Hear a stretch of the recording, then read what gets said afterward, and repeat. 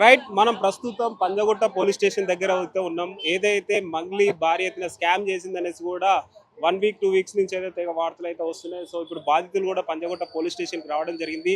ఏదైతే అడ్వకేట్ సుబ్బారావు గారు కొట్లాడుతున్న ఏదైతే విషయం ఉందో ఇక్కడ అడ్వకేట్ సుబ్బారావు గారు కూడా ఇక్కడ రావడం జరిగింది.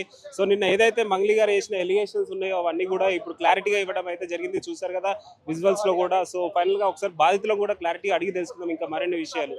సో మనతో ప్రస్తుతం మంగ్లీ బాధితులు అయితే ఉన్నారు. మంగ్లీ పేరు చెప్పుకొని ఏదైతే పెద్ద స్కామ్ జరిగిందో 150 కోట్లు స్కామ్ జరిగింది అనేసి కూడా తెగ 1 వీక్ నుంచి వార్తలు అయితే వస్తున్నాయి. ఒకసారి బాధితులను కూడా అడిగి తెలుసుకుందాం. అన్న చెప్పండి అన్న, ఎంత ఎంత ఇచ్చారు, మీరు ఎంత ఇన్వెస్ట్ చేశారు, ఏమైంది? మా టీమ్ దంతా 9,75,00,000 చిల్లర ఉందండి. మేము 100 మంది పైన ఉన్నాము. మేము సంవత్సరం అయింది అంతే. మేము ఆల్రెడీ వాళ్ళు 2-3 ఏళ్ళ నుంచి రన్ చేస్తున్నారు. వాళ్ళ ఆఫీస్ ఓపెన్ చేసినప్పుడు ఎవరున్నారు ఆడ సెంటర్లో సార్ చూడండి. ఇప్పుడు ఇది ఫేకా? ఇది ఫేక్ అయితే కాదు కదండి. ఇది ఫేక్ అయితే కాదు కదా. మధ్యలో రమవత్ మధు, తర్వాత వాళ్ళు, తర్వాత ఈయన బాలాజీ నాయకు, తర్వాత రమవత్ బావ భరత్ చౌహాన్, వీళ్ళంతా వాళ్ళ బ్యాచ్.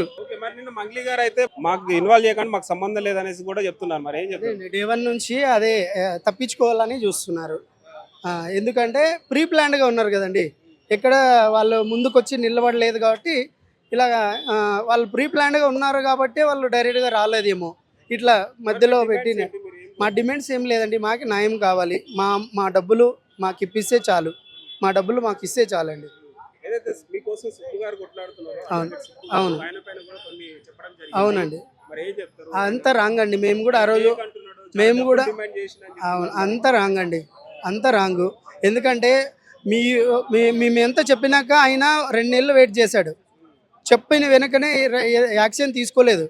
నిజాలు ఉన్నాయా లేదా అనేది ఆయన తెలుసుకున్నాకనే మాట్లాడుతున్నాడు. సార్ కూడా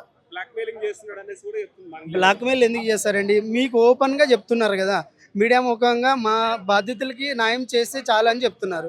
దీంట్లో బ్లాక్మెయిల్ ఎక్కడ ఉందండి? చెప్పండి అమ్మా, మీరు ఎప్పటి నుంచో బాధపడుతున్నారు, మీరు డబ్బులు ఇన్వెస్ట్ చేశారనేసి. నిన్న మంగ్లీ గారు ప్రెస్ మీట్ పెట్టేసి మమ్మల్ని ఇన్వాల్వ్ చేయొద్దనేసి చెప్తున్నారు. శివకు సంబంధమే లేదనేసి కూడా చెప్తున్నారు. ఏం చెప్తున్నారు? ఓకే సార్, సంబంధమే లేదు అని అంటే ఇప్పుడు మీరు నన్ను చూడంగానే గుర్తుపట్టిరు, అమ్మ నన్ను గుర్తుపట్టిరా అని అన్నారు. అంటే నెల కిందట మేము మీకు ప్రెస్ మీట్ పెట్టినాము ఓయూ యూనివర్సిటీలో. అప్పుడే ప్రెస్ మీట్ పెట్టి అప్పుడే మాట్లాడినప్పుడు అప్పుడే వచ్చి చెప్పొచ్చు కదా మాకు సంబంధం లేదు, మా తమ్ముడికి సంబంధం లేదు, నా పేరు ఎందుకు వాడుకుంటున్నారని అప్పుడే ఈ రకంగా బయటకు వస్తే ఏదో ఒకటి జరుగుతుండే కదా. ఇప్పుడు అంతా జరిగినాక మేమందరం కేసులు పెట్టినాక అసలు మధు అనేటోడే తెలియదు అని అంటే అప్పుడే మీ ముందే చెప్పారు కదా, లాయర్ వచ్చిండు మధుతోటి, లాయర్ అంటే మంగ్లీ మేడం వచ్చింది మధుతో మాట్లాడిచ్చింది అని మీ ముందే చెప్పిండు. ఇప్పుడు వచ్చి మధు అంటే ఎవరో నాకు తెలియదు అన్నప్పుడు ఫోన్ కాల్ ఎట్లా మాట్లాడించినావు? మా అందరి దగ్గర లేని నెంబర్ ఆమె దగ్గర ఎట్లా ఉంది? శివన్ కూడా పక్కన పెట్టుకొని కూడా ఈయన మా తమ్ముడు, ఆ శివ ఎవరో మాకు సంబంధం లేదు, మా శివన్ మా తమ్ముడు ఎందుకు లాగుతున్నారని కూడా అంటుంది సార్. అక్కడ వాస్తవానికి మేడం మాట్లాడడానికి కూడా అక్కడ కారణం ఏంటంటే డబ్బులు లెక్క పెట్టింది శివ కాదు, కంపెనీ CEO భరత్. మన ప్రెస్ వాళ్ళు తప్పుగా రాసుకున్నారు కావచ్చు, మంగ్లీ మేడం తమ్ముడు డబ్బులు లెక్క పెడుతున్నారని. అతను మాతో పాటు ఫొటోస్ దిగిండు, అన్ని ఉన్నాయి సార్. ఇవన్నీ చూడండి, ఇవి మాకు మంగ్లీ మేడం కానీ మంగ్లీ వాళ్ళ తమ్ముడు కానీ మా అందరికి డైరెక్ట్గా రాడు సార్. ఒకటి ఏంటంటే మాకు ఒక గ్రూప్ అనేది ఉంటుంది, గ్రూప్ లో ప్రతిదీ షేర్ చేస్తారు, ఒక్కొక్కరికి కాల్ చేయరు. ఇప్పుడు ఈరోజు ఇక్కడ మీటింగ్ కావాలంటే గ్రూప్ లో చెప్తారు, అందరం వస్తాం తప్ప ప్రతి ఒక్కరికి కాల్ చేసి మేము మాట్లాడుకోము. ఆ రకంగానే గ్రూప్ లో అన్ని కాల్స్ పెడితే వాళ్ళు కలిసినవి ఇవన్నీ. ఇతను సార్ భరత్, ఆ డబ్బులు లెక్క పెట్టిన పర్సన్ ఇతను. మన వనం రిసార్ట్ లో మీటింగ్ పెట్టినప్పుడు ఈ భరత్, ఇతను అభిషేక్ నాయక్, ఈయన రాజకీయంలో ఉన్నాడంట యూత్ గా. ఇతను చూడండి, ఏం సంబంధం లేనప్పుడు శాల్వాలు కప్పి బుకేలు ఇచ్చుకుంటా ఈ మధు అనే పర్సన్ ఎందుకు చేస్తున్నాడు సార్? సంబంధమే లేదు కదా. సెలబ్రిటీ అయితే మంగ్లీ మేడం సెలబ్రిటీ కదా, మంగ్లీ మేడం సెలబ్రిటీ అన్నప్పుడు తమ్ముడికి శాల్వాలు కప్పి ఇచ్చారు. ఆయన ఏం పెట్టిండు మీ దగ్గర? మరి ఇప్పుడు ఆ మధు అనే పర్సన్ ఎప్పుడైతే జైలుకి వెళ్ళిపోయాడో అందరికి అన్ని ఎక్కడెక్కడ ఆగిపోయినాయి. 3 నెలల క్రితం కూడా మధు వచ్చి ఒక పట్టంచెరులో ఒక ఎమ్మెల్యే గారి ఇంటి దగ్గర అతను మాట్లాడి మాకు ఇవన్నీ అతను వేశారు. మధు చెప్పిండు సార్ 3 నెలల్లో డబ్బు ఇస్తా అన్నాడు, 2% వడ్డీ ఇస్తా అన్నాడు. ఎవరి డబ్బులు వాళ్ళకి, టీంలో ఉన్న వాళ్ళందరికీ 3 నెలల్లో డబ్బులు ఇస్తాను, 2% వడ్డీ ఇస్తాను, ఆ 3 నెలలు కూడా ఇస్తా అని మాట్లాడిన పర్సన్ అక్కడ మీటింగ్ అయినప్పటి నుంచి మాకు కాంటాక్ట్ లో లేడు. ఈ పక్కకున్న పెద్ద మనిషి నాది బాధ్యత అన్నాడు. ఈ పక్కకున్న పెద్ద మనిషి నాది బాధ్యత, 3 నెలల్లో వాడు డబ్బులు ఇవ్వకపోతే హిమకాంత్ రెడ్డిని వీడిని ఇద్దరు నాకం నేను 3 నెలలు టచ్ లో ఉండి ఇచ్చేస్తా అని చెప్పి అతన్ని మొత్తం పట్టించుకోకుండా ఉంటే మేము ఎవరిని నమ్మాలిగా? ఇప్పుడు ఎవరైతే ఎమ్మెల్యే పర్సన్ అని వచ్చినాం సార్ మేము, ఇప్పుడు అతనే పట్టించుకున్నప్పుడు మేము ఎవరికి చేస్తాము? ఇతని దగ్గర కూడా మేము అందరం వచ్చి కలవలేము కదా. ఎవరైతే ఇతన్ని కలిసిరో ఎవరైతే ఇతన్ని కల్పించారో వాళ్ళ నుంచి మాకు ఇన్ఫర్మేషన్ వస్తుంది. పట్టించుకున్నప్పుడు మేము ఏం చేస్తాం సార్? మా సందర్భంలో మేము కేసులు పెట్టి మేము మీడియా ముందుకు రాకపోతే ఏం చేస్తాము? బాధ్యత తీసుకున్నప్పుడు ఇప్పుడు సుబ్బు సార్ బాధ్యత తీసుకున్నారు, ఇంత గొడవ అవుతున్నా కూడా బాధ్యత తీసుకున్న పర్సన్ వచ్చి మాట్లాడాలి కదా.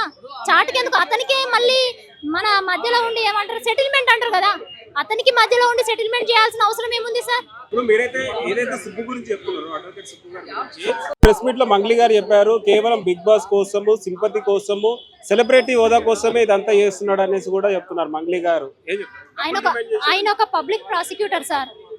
ఆయన ఒక పబ్లిక్ ప్రాసిక్యూటర్. ఆయన ఫేమస్ అవ్వాలంటే ఇది ఒక కేసే అవసరం లేదు కదా, ఇంకా చాలా విషయాలలో మాట్లాడచ్చు. పెద్ద పెద్ద వాళ్ళు తెలిసి ఉంటారు ఆయనకి. ఎవరి ద్వారా అయినా డబ్బు సంపాదించాలంటే ఎవరి ద్వారా అయినా సంపాదించవచ్చు కదా.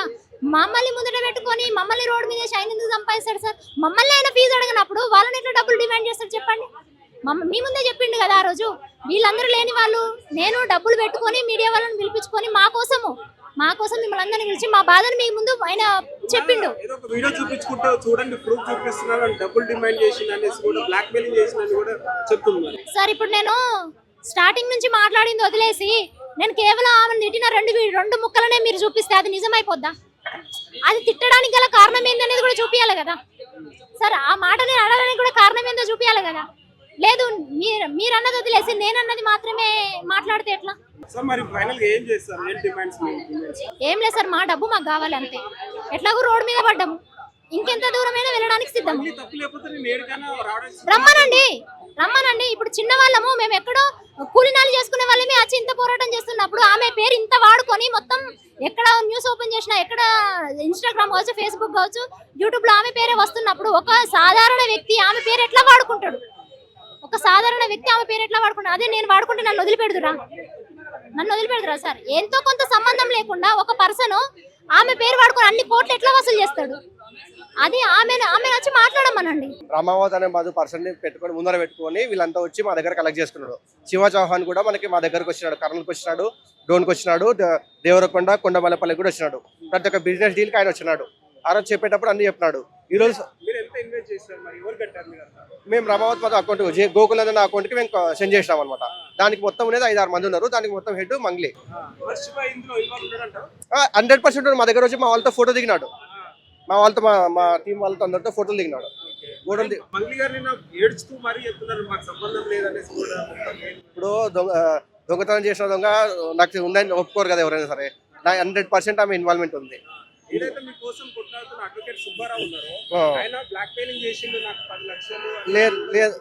లేదు. ఆ సుబ్బు సార్ మా కోసం ఇంతమంది జనాలు చూస్తున్నారు కదా, ఇంతమంది జనాల కోసం ఫైట్ చేస్తున్నాడు. ఆయనకి పాలిటిక్స్ వాళ్ళ నుంచి కానీ పెద్ద పెద్ద వాళ్ళ నుంచి కానీ కాల్స్ వచ్చి బెదిరింపులు కూడా వచ్చినాయి. వాళ్ళు కూడా వచ్చి బెదిరించినారు. అయినా కూడా జనాలకి న్యాయం చేయాలని చెప్పి ఈరోజు నిలబడి ఫైట్ చేస్తున్నాడు. 100% సుబ్బు సార్ చేసింది కరెక్ట్ చేస్తున్నాడు. నిన్న ఫాల్స్ అలిగేషన్స్ ఇచ్చినారట మొత్తం. అందరు జనాల డబ్బులు అందరికి వచ్చి ఎవరు డబ్బులు వాళ్ళకి వస్తే హ్యాపీ అనమాట. డబ్బులు తీసుకున్న తప్పుడు సంబంధం ఉందని చెప్పింది. డబ్బులు తీసుకొని పక్క పోయినప్పుడు ఇప్పుడు ప్రాబ్లం వచ్చినప్పుడు సంబంధం లేదని చెప్తుంది.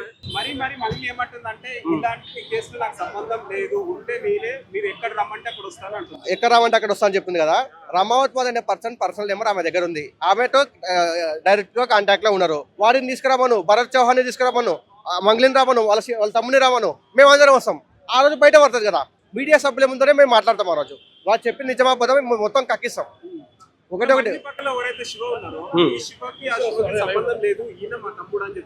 లేదు.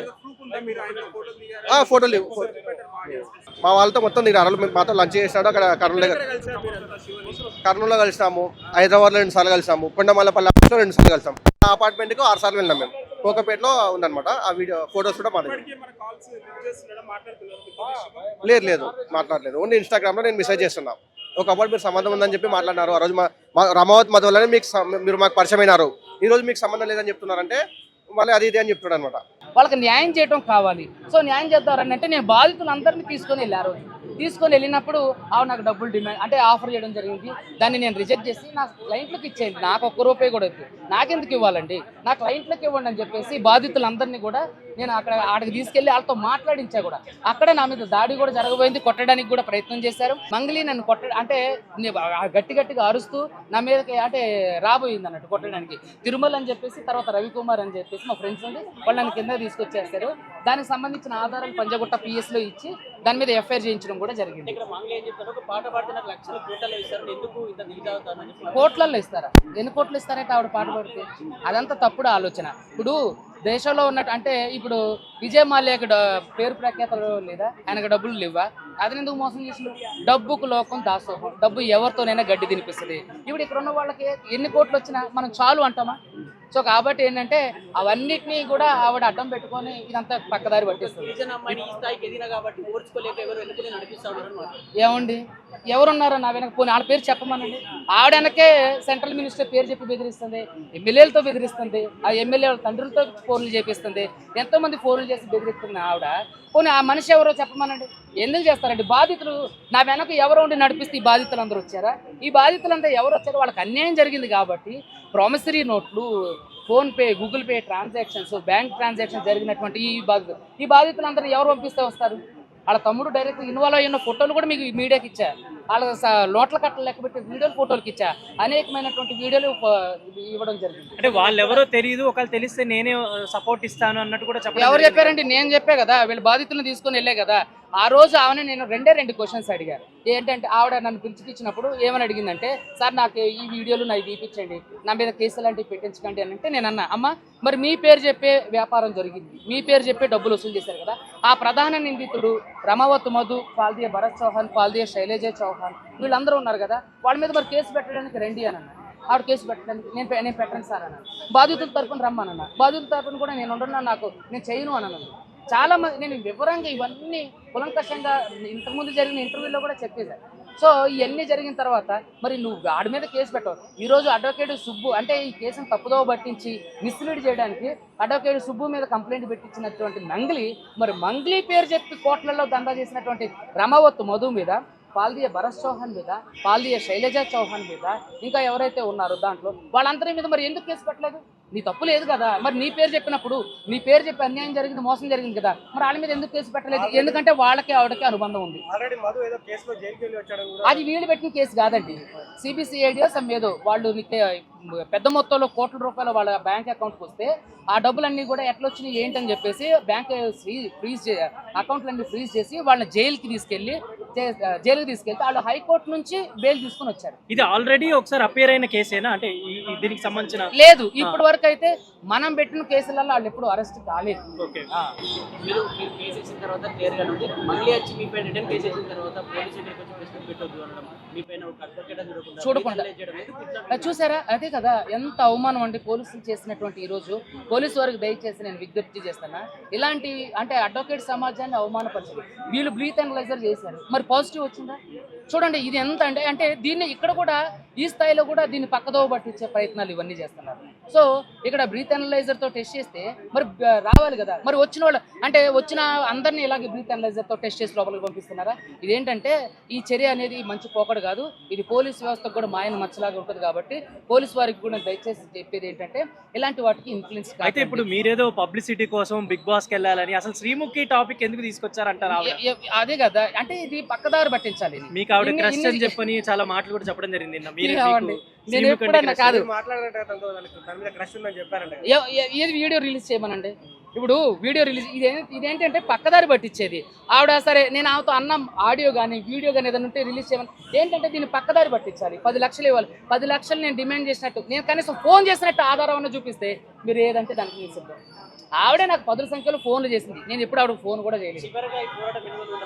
ఎన్ని రోజులు అంటే బాధితులకు న్యాయం జరిగేదాకా బాధితుల పక్షాన్ని నేను తప్పకుండా ఉంటాను. అంటే ఇప్పుడు దాదాపుగా వాళ్ళు ఎంతవరకు అంటే మా మీడియాలో అంటే 150 కోట్లు 100 కోట్లు అలా రాస్తున్నారు. అసలు నిజంగా ఎంతవరకు వీళ్ళు నిజంగా మోసపోయారు, వీళ్ళు ఎంత వాళ్ళకి అమౌంట్ కట్టారు అనేది ఒకసారి 3 రాష్ట్రాల్లో కలిపి దాదాపుగా 300 కోట్ల పైన స్కామ్ జరిగింది. దాంట్లో ఇక్కడ ప్రధాన అంటే బాధితుల్లో గిరిజనులు కూడా ఉన్నారు. వీళ్ళందరూ కూడా ఆమె మోసపోయిన మీడియా మిత్రుల్లో కూడా ఆవిడకి మోసపోయిన వాళ్ళు ఉన్నారు. వీళ్ళందరూ కూడా గిరిజనులే. మరి వీళ్ళ దగ్గర నుంచి వట్టిపల్లి తాండా నుంచి ఆ చుట్టుపక్కల వద్దిపట్ల తాండా ఇంకా చుట్టుపక్కల 7 తాండాలు ఏంటంటే వద్దిపట్ల అక్కడ చుట్టుపక్కల మిర్యాలు కూడా నాగార్జున సాగర్ అందరు బాధితులు ఉన్నారండి. మీరు దాంట్లో 80% గిరిజనులు ఉంటారండి. గిరిజనులు ఉన్నారు, దళితులు ఉన్నారు, బహుజనులు ఉన్నారు. మరి వాళ్ళ బాధ ఎవరికి చెప్పుకోవాలి? ఆవిడంటే మీడియాలో ఫేమ్ కాబట్టి వచ్చి చెప్పేస్తే అంతా జరిగిపోతుంది. మరి వీళ్ళ మాట ఎవరు వినాలి? వాళ్ళ తరఫున ఒక బలమైనటువంటి వాయిస్ ఎవరు వినిపించాలి? సో కాబట్టి ఏంటంటే ఇవన్నీ కూడా కావాలని జరుగుతున్నటువంటి ఆవిడ మీడియా దృష్టిని మరల్చడానికి చేస్తున్నటువంటి దుష్ప్రచారం. ఆవిడ కావాలని చేస్తుంది. ఆవిడ పాత్ర ఇందులో ఉంది. ఓకే, థ్యాంక్ యూ అండి, థ్యాంక్ యూ సో మచ్.